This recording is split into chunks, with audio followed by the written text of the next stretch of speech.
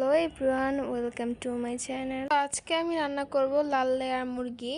এর জন্য একটা পাত্রে পেঁয়াজ কুচি নিয়ে নিয়েছি ভালো মতন ভেজে, এটাতে রসুন বাটা 2 চামচ, জিরা বাটা 2 চামচ দিয়ে ভালো মতন নেড়ে নিব। তারপর দিয়ে দিব গরম মশলা 2.5 চামচ দিয়ে দিব।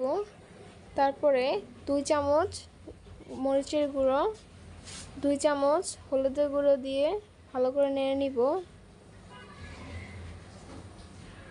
দিব টমেটো বাটা। এখানে আমি একটা টমেটো ব্যবহার করেছি, আপনারা চাইলে দুটো দিতে পারেন বা কেটে দিতে পারেন। আমি এখানে বাটাটা ইউজ করেছি। তারপর এখানে দিয়ে দিলাম স্বাদ মতো লবণ। ভালো মতন কষিয়ে নিতে হবে নেড়ে চেড়ে।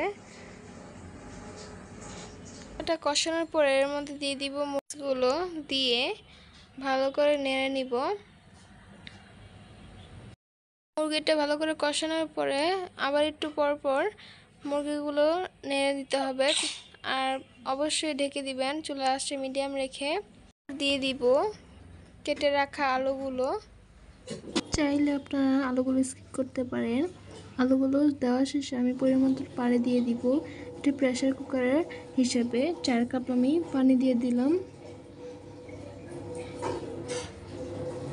পানি দেওয়ার পরে এটাকে আমি নেড়ে চেড়ে ঢাকনা দিয়ে ঢেকে দিব। সিটি না আসা পর্যন্ত আপনারা 20 মিনিট রাখতে পারেন, সিটির হিসাব না বুঝলে। এই তো হয়ে গেল আমার লেয়ার মুরগির ভুনা।